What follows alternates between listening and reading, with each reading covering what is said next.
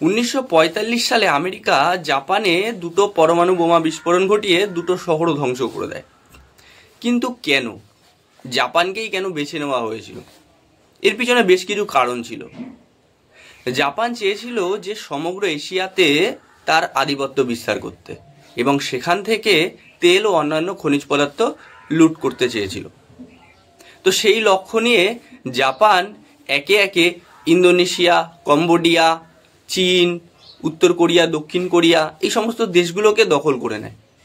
এরপর জাপানের নজর পড়ে ভিয়েতনাম, ফিলিপিন্স, মালয়েশিয়া এই সমস্ত দেশগুলোর উপর। কিন্তু এই দেশগুলো ছিল আমেরিকা ও তার বন্ধু দেশ ব্রিটেন ও নেদারল্যান্ডের দখলে। তো এই দেশগুলোকে আক্রমণ করা মানে আমেরিকার সাথে পাঙ্গা নেওয়া। জাপান জানতো যে আমেরিকা তার থেকে শক্তিশালী দেশ, তাই তারা একটা প্ল্যান বানালো।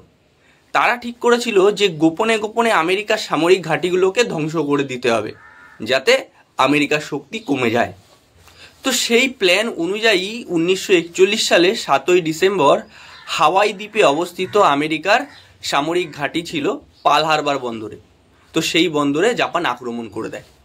এই আক্রমণে আমেরিকা নেভির 19টা জাহাজ ও 188টা ফাইটার প্লেন ধ্বংস হয়ে যায়।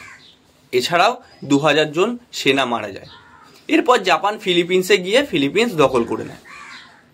এই ঘটনায় আমেরিকা ক্ষুব্ধ হয়ে সরাসরি জাপানের বিরুদ্ধে যুদ্ধ ঘোষণা করে দ্বিতীয় বিশ্বযুদ্ধে নেমে পড়ে।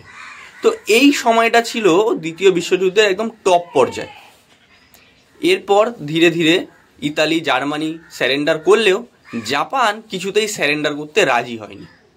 তাই আমেরিকা ঠিক করলো যে জাপানে পরমাণু বোমা ফেলবে। সেই মতো 1945 সালের আগস্ট মাসে আমেরিকা জাপানে দুটো পরমাণু বোমা ফেলে দেয় এবং এই বোমার ভয়াবহতায় অবশেষে জাপান স্যারেন্ডার করতে রাজি হয়ে যায় এবং দ্বিতীয় বিশ্বযুদ্ধ শেষের দিকে চলে আসে।